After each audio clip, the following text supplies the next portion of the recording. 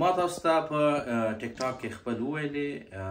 اول خو تاسو ته ښه راغلاست خپل یوټیوب چینل ته چې تاسې څنګه د فرانسې نه کوم افغانان چې ورځي لندن ته د هغوی د ډیپورټۍ مخه ونیسئ.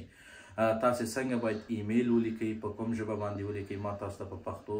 او په انګلیسي باندې دا ایمیل لیکلی دی. تاسې کولی شئ بیا د هغه انګلیسي متن واستوئ. ښه، اوس دغه ایمیلونه کوم نهادونو ته واستوو او کوم نهادونه کولی شي چې زر د موږ د ډیپورټۍ مخنیوی وکړي. ما تاسو ته د نهادونو هغه کوم یو چې مهم نهاد دی هغه مې اول لیکلی دی، بیا دویم، بیا دریم، بیا څلورم، پنځم، شپږم، اووم نهادونه ټول مې تاسو ته لیکلي دي. اړیکې شمېره مې تاسو ته لیکلی دی او د ایمیل ادرس مې هم تاسو ته لیکلی دی. کله چې تاسې تماس نیسئ دا تر ټولو مهمه دی. که چیرې تاسې زنګ وهئ نو کوشش وکړئ چې هغوی ته په انګلیسي ژبه وغږیږئ یا خپل کوم ملګری چې ستاسې خواته دی یا تاسې پیژنئ هغه ته خپل موضوع ووایاست. نو کوم متن چې ما لیکلی دی دا یو نمونه د دغه متن دی. تاسو کولی شئ په دې متن کې نور هم تغییرات راولئ، خپل په د کیس په اساس تغییرات راولئ. دا یو عمومي متن دی چې هر څوک یې کولی شي استفاده وکړي، حداقل د دې لپاره چې تاسې د ډیپورټۍ مخنیوی وشي. او که چیرې ستاسې زنګ ته ځواب نه ورکول کیږي نو مهرباني وکړئ وخت مه ضایع کوئ، ورته ایمیل وکړئ. خپل کوشش نهایي کوشش وکړئ هغوی په ایمیل په سبجیکټ لاین کې هم تاسې ولیکئ چې ارجنټ، یعنی دا یو عاجل موضوع دی. او دغه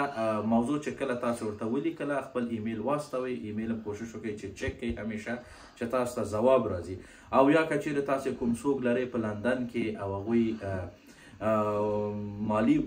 توانایي ډېر ښه کولی شي چې ځان ته وکیل ونیسئ شخصي او د هغه په اساس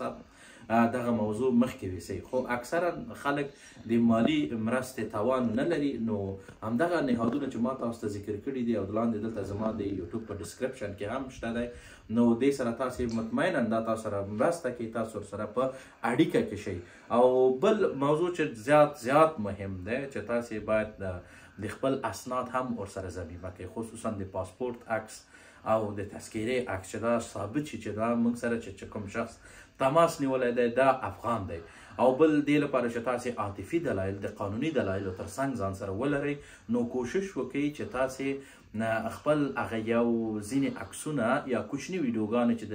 20 ثانیې یا 10 ثانیو څخه ډېر نه یا ستاسو داسې عکسونه چې تاسې په ډېر خطرناکو حالاتو کې هغه اوبو نه چې راغلی یاستئ هغه ځان سره واخلئ او هغه هم ورته ضمیمه کوئ. په دغه ایمیل کې ډېر زیات سندونه ضمیمه نه کوئ چې نه لوستل کېږي، فقط یو یا دوه چې ډېر زیات مهمي دا ورسره ضمیمه کوئ چې د قانوني دلایلو تر څنګ عاطفي دلایل هم ورته اضافه شي. او بل یو کار چې کوئ چې تاسې هغه چې ما تاسو ته په متن کې هم لیکلی دی چې دغه حکم د ژینو کنوانسیون د مخالف دغه عمل شوی دی، ځکه بینالمللي قوانینو کې دا شی نشته دی. دا خلاصه د دواړو هیوادونو ترمنځ یو هوکړه ده. او هوکړې که چیرې داسې باندې د مهاجرت او پناهندګۍ قانون دا نړیوال دی او ټولو ته دی. او دا موږ نشو کولی چې محدودیتونه پرې وضع کړو، ځکه انسانان که مشکلات ونه لري، که چالشونه ونه لري، که خطر هغوی ته په هغوی په هیواد کې شتون ونه لري، هېڅوک نه غواړي چې مهاجرت ځان ته غوره کړي او راشي. نو تاسې دا دلایل هم ما تاسو ته لیکلي دي، دا باید پکې اضافه یې کوئ. خو یو شی د یادوي نه سئ، کله چې تاسې خپل ایمیل استوئ یا تاسې درخواست کوئ او یا که بل څوک ستاسې په نمایندګي دغه ایمیل لیږي نو تر ټولو مهم دا ده چې هغه ایمیل تاسې باید وختاً په وختاً چک کړئ او دوباره تاسې باید اپډیټ ورکړئ. که اول ایمیل ته هم ځواب رانغی څه باید وکړئ؟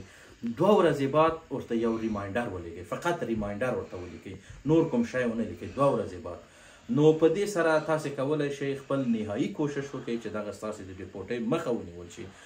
نو ما هم دغه ویډیو د دې لپاره جوړ کړ چې زموږ اکثره افغانان اوس په دغه مشکلاتو کې شوي دي او اکثرا د نورو هیوادونو د فرانسې له طریق نه ځي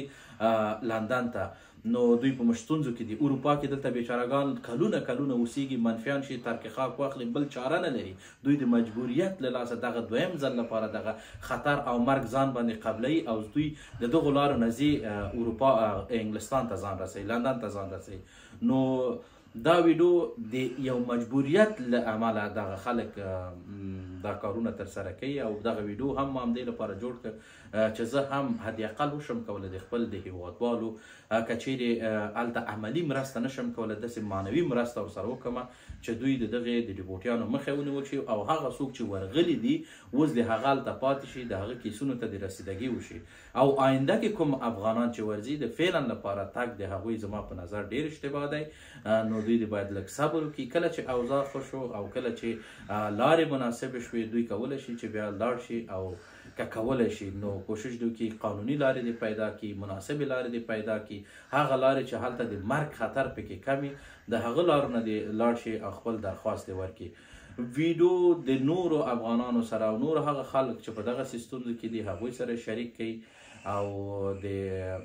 دې لپاره چې د هغوی د ډیپورټۍ مخنیوی وشي ورسره مرسته وکړي بیا آخره کې د هغه افغانان چې په لندن کې د هغوی باندې غږ کوم چې د خپل ورونو او خویندو لاسنیوی وکړي په دغسې مشکل حالاتو کې ورسره ودرېږئ حد اقل تاسې کولی شئ چې د دوی ته همغه ایمیلونه وکړئ او د دوی د ډیپورټۍ مخنیوی وکړئ او که چیرې دوی توانایي نه لرئ تاسې مالي توانایي لرئ کوشش وکړئ چې ورته دستجمعي مثلا تاسې کولی شئ چې کولیکټیف راټول کړئ او یو وکیل ورته ونیسئ چې د هغوی مصارف هم کم شي او د دغه ورونو د ډیپورټۍ مخنیوی وشي او که چیرې تاسې د وکیل او د حقوقي مسایل توانایي نه لرئ نو حد اقل د دغه ویډیو نه ګټه واخلئ دغه کوم ادرسونه او ایمیلونه چې ما تاسو سره شریک کړي د دوی د مخنیوي لپاره خپل نهایي کوشش ورته وکړئ دا چې نتیجه څه کیږي دا نو ټول موږ مربوط نه کیږي دا مربوطه هیواد ته مربوط کیږي موږ خپل بندګي کوشش کوو د عدالت غوښتنې په حیث ما دغه ویډیو ټولو سره شریک کړی دی په دې کې تاسې هم شریک شئ او مرسته وکړئ ټولو ته ښه وخت غواړم او هغه افغانان چې اوس په ستونزو کې دي الله تعالی د هغوی ستونزې حل کړي او زر تر زره د دغې مشکلاتو څخه دې خلاص شي الهی امین ثم امین